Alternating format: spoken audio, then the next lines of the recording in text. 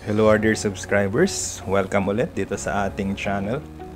Sa video na ito, ang papakita naman namin sa inyo is yung pagbisita natin dito sa Chocolate Hills. So recently, in-upload namin yung video namin sa pagbisita sa Bohol Tarsier Conservation Area. After namin bumisita dun sa Tarsier Conservation Area, dumiretso na kami dito sa Chocolate Hills. So kung mapapansin ninyo, ito na yung bagong ticketing area. So bago umakyat doon sa Chocolate Hills mismo, kailangan mo munang dumaan dito kasi dito ka bibili ng ticket. Previously, nung bumisita kami dito during our first time, yung ticketing area is doon mismo sa may view deck.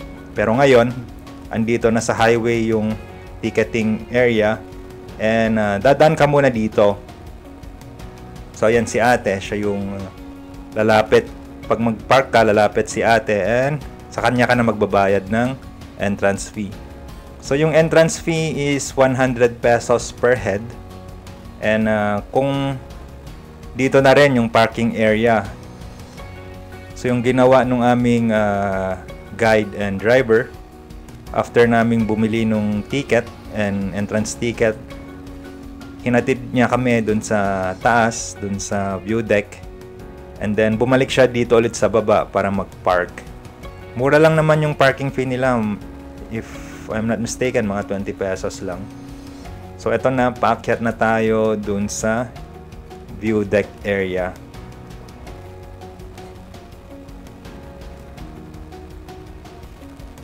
So kung mapapansin ninyo, may mga bahay-bahay dito sa mga baba nung mga Chocolate Hills.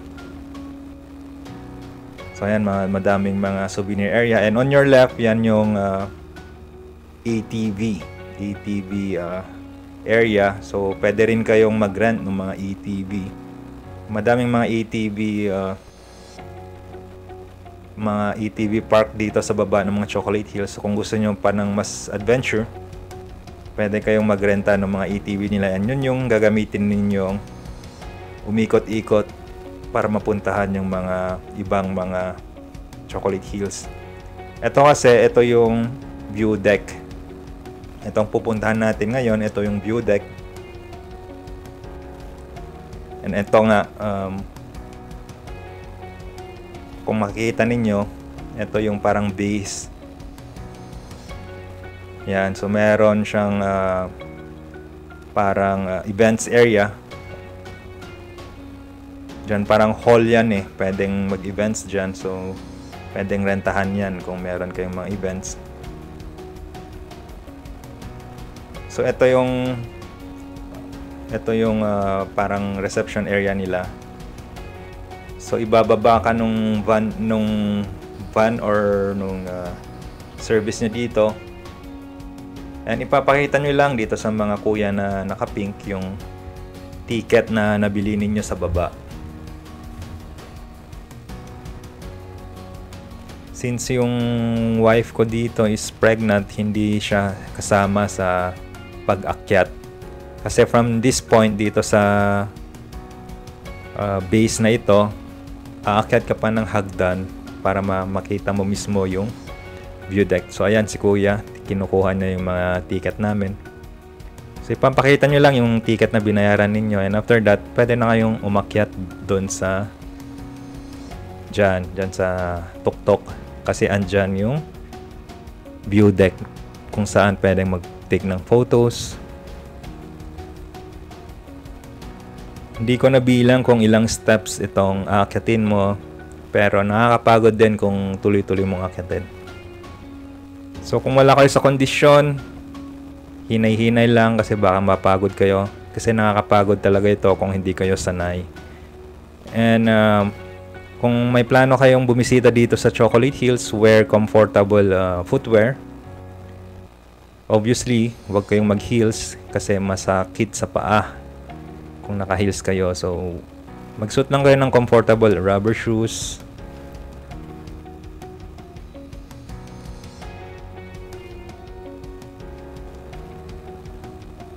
Yan. So madaming mga hills na nagmumukhang chocolate.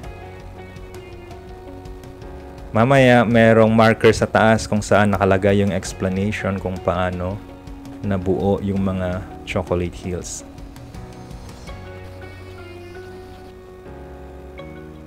May mga resting area naman, mga waiting shed na ito. So kung napagod kayo, pwedeng magpahinga muna kayo bago nyo ituloy yung pag-akyat.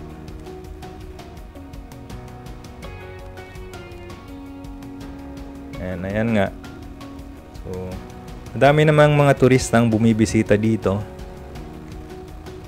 If nasubaybayan ninyo yung aming videos, itong video na ito was taken during the long weekend nung November 1. So this was taken on October 31, 2023. Holiday ito kasi na taon na election day. And ayan, so tumataas na tayo, so mas gumaganda yung view na nakikita natin. Fortunately, hindi umulan nung andito kami. Kasi nung on the way, lalo na nung nagpicture-picture kami dun sa may man-made forest and even dun sa Tarsier Conservation Area, umuulan na. And kung makikita nyo nga dyan sa yan, kung mapapansin nyo ang itim na nung clouds, so nagbabadya na siyang umulan, pero fortunately nga hindi maulan nung umaakyat kami dito sa Chocolate Hills. So yan yung kanina, yan yung baba kanina kung saan tayo binaba ni Kuya Driver. And ayun, after magpahinga ng konti, akyat ulit kami.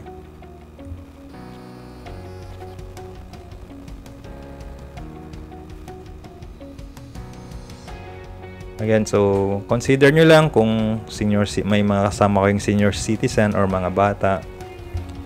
Yun lang, medyo hassle.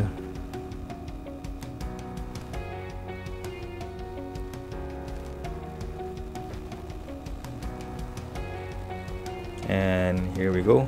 Ito na, na-reach na natin yung view deck.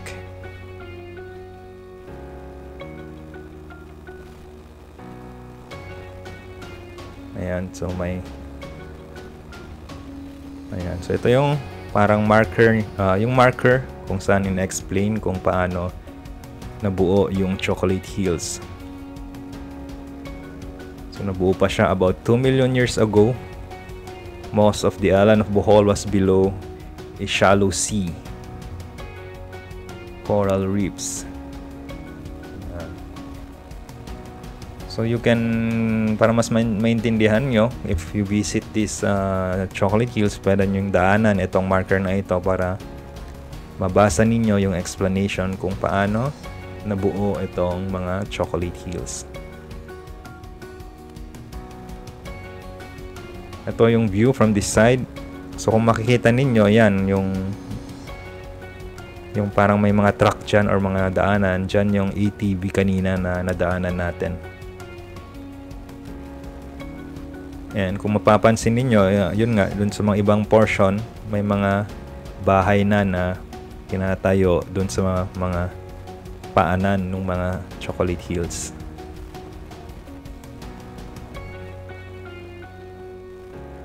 If naka-window seat kayo dun sa flight ninyo, chances are makikita nyo din itong mga Chocolate Hills above.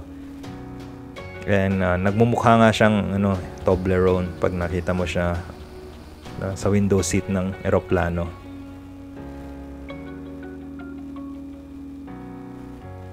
It's a good thing din na cloudy pero hindi umulan kasi nga hindi rin mainit kasi walang araw, so hindi ka mainitan.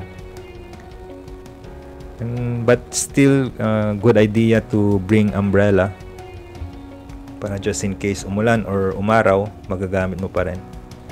So dito sa view deck, mostly yung activity mo na lang dito is picture taking, and ayan, meron ding telescope na pwede kang maghumulog ng barya para makasilip and magamit mo yung telescope. But other than that, yun, yung gagawin mo lang talaga is picture taking and just to enjoy the view. Madaming tao pero manageable naman, hindi naman siya ganun na kapunong-puno na walang space. May mga area naman dito sa view deck na hindi matao, tulad nito, itong nakikita ninyo. So gusto nyo magpa-picture na walang masyadong photo bomber, pwede kayo sa side na ito magpa-picture.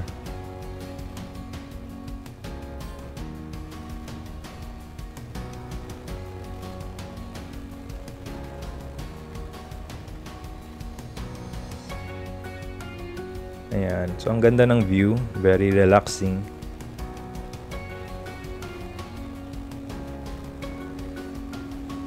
As they say, kung strained na yung iyong mata, kung pagod na yung mata mo na tumitingin sa screen ng computer, pwede kang tumingin dito sa mga chocolate hills sa paligid. Kasi nakaka-relax sa mata. Yung kulay green. Kung mapapansin nyo din, madami ding mga foreigners na bumibisita dito, which is a good sign na thriving ulit yung ating tourism industry.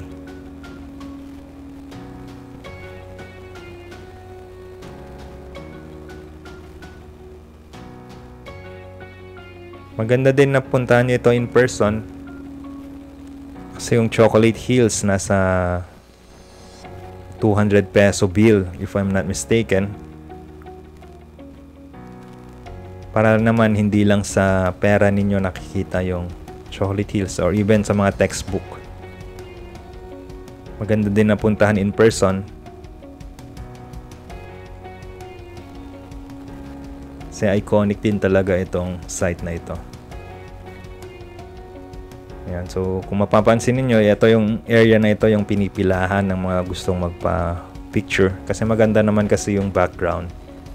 And yung mga guides dito, sanay na silang kumuha ng pictures. Alam nila kung ano yung magandang anggulo.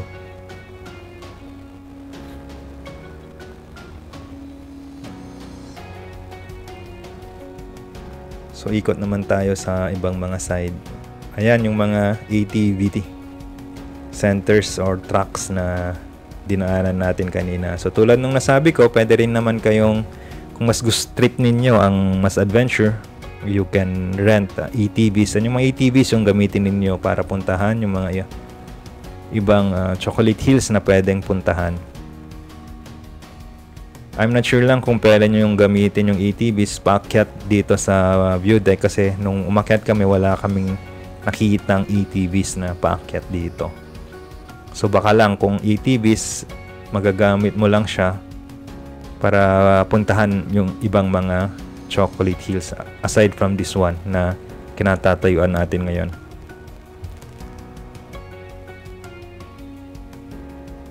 Ayan, so mapapansin nyo parang merong wishing well dito and meron siyang bell.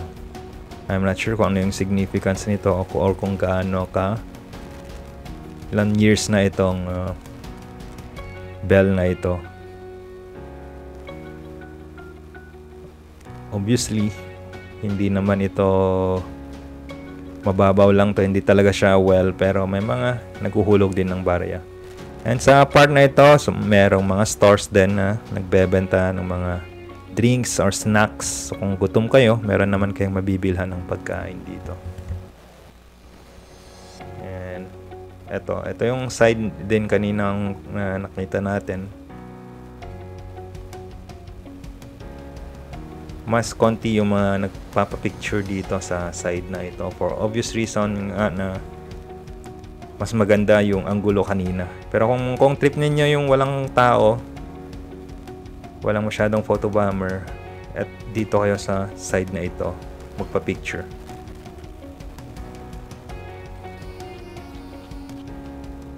Ayan.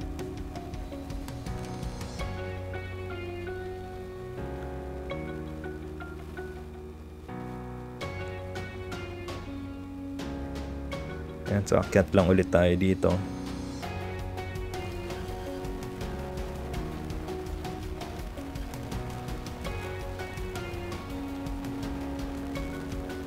So after naming mag picture-picture, kasi nag-take din kami ng photos, although hindi ko siya na-videohan.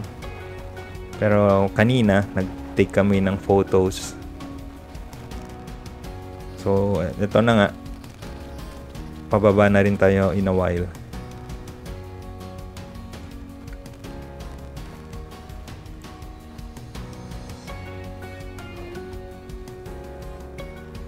Ayan, so after taking photos, pababa naman tayo para i-check out naman natin sa baba.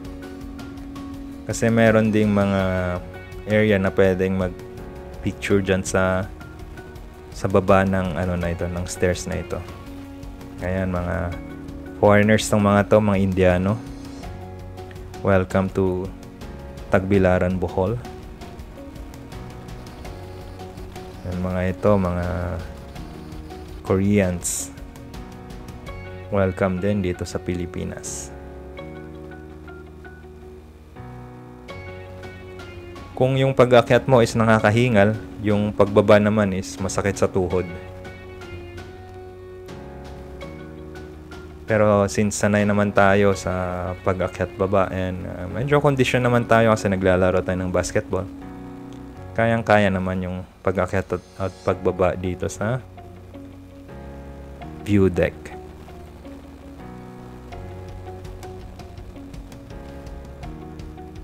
Yan, so yung nakikita nyo dyan sa baba, yun yung parang hall nila or convention. Pinaparentahan yan kung may mga events.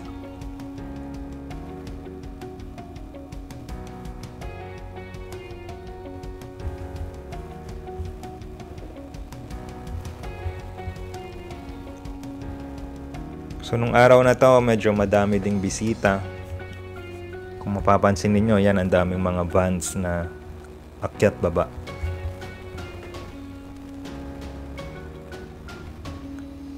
Kung ayaw nyong mag-stairs, mayroong way dito sa gilid.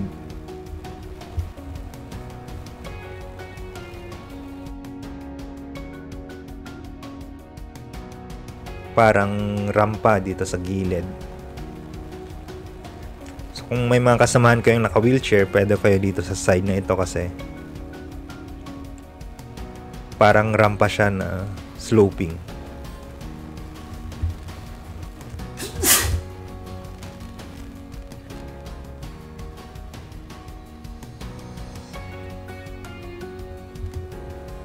Ayan, so dito muna ako dumaan para ma-check out din natin. So zigzag siya.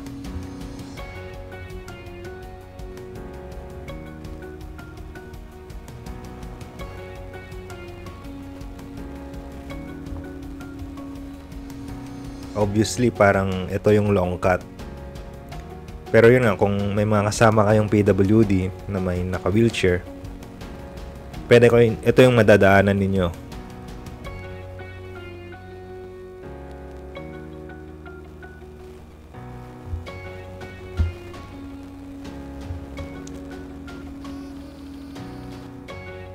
And itong building na ito, yan yung comfort room. So, just in case lang na need nyo nang gumamit ng comfort room, meron naman sila dito, and libre naman, wala namang bayad yung mga paggamit ng restroom nila. Just of course maintain cleanliness.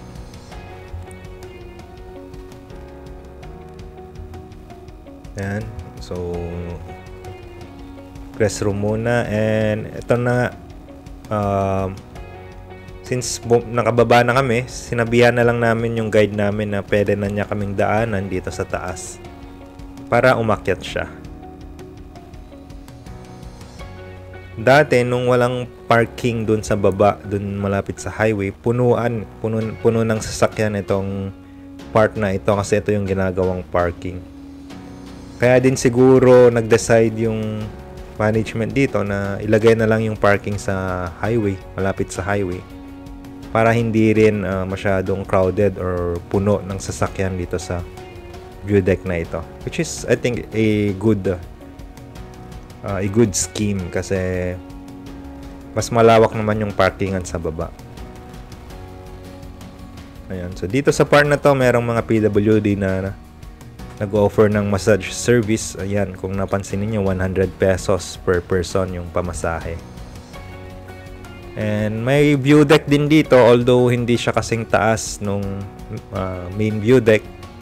But meron ka ding view ng mga Chocolate Hills din. So it's an alternative then if you want to take photos na walang katao-tao, or especially if you want to avoid crowds. May mga spot din dito na pwedeng mag-sightseeing, less the crowd. And sa part din na ito, dito yung mga souvenir shops. So if you intend naman to buy souvenirs like t-shirts, keychains, ref magnets, and mga snacks na gawa dito sa Bohol, meron din silang binebenta dito sa part na ito. So ito yung likod ng hall. Kung mapapansin nyo, sira yung mga roof dito sa ibang part ng ano na to. I'm guessing nasira ito nung bagyong Odette and hindi pa siguro na re-repair, which is yung problema sa mga government maintained facilities. Ang hirap ng maintenance kasi ang daming pirma yung kailangan mo bago ka makapag-request ng pondo. Yan, kung napansin niyo parang merong swimming pool kaso naging bahay ng mga algae. Which is sayang kasi kung hindi na maintain ng maayos, nagde-deteriorate lang itong mga facilities na ito.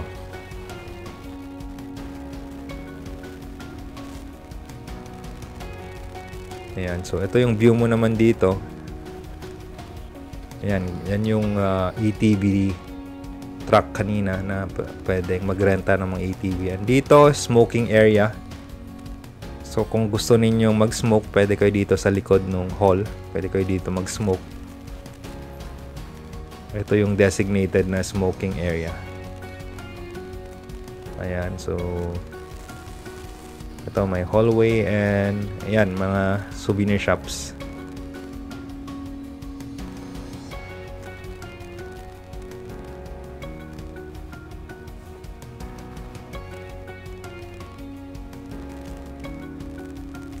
Hindi ko napasok yung loob ng function hall na ito. But mukhang namang it can accommodate mga events.